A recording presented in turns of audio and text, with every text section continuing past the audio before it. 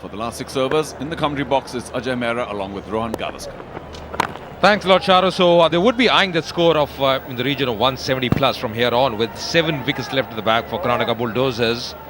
This has been a good start from them. Karthik, of course, he's a handy customer.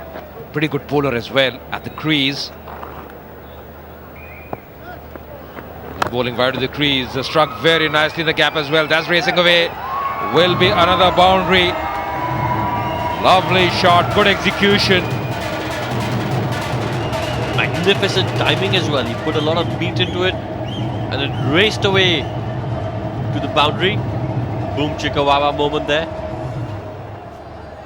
Bludgeoned that ball through the offside. And Deva the drummer is happy.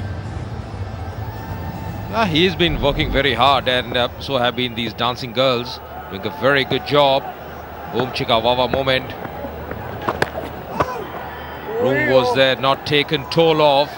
He's got to be very, very accurate with his line here. Nair can't really afford to be bowling on both sides of the wickets. That's Madhuri, of course, supporting the Karnataka Bulldozers. Always smiling.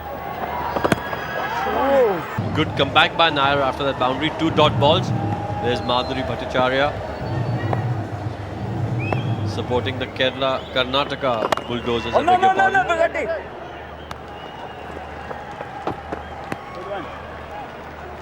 Six of the over so far. It's been a good over from the Kerala strikers' point of view, because you've come to that stage of the innings where most batsmen are on the attack.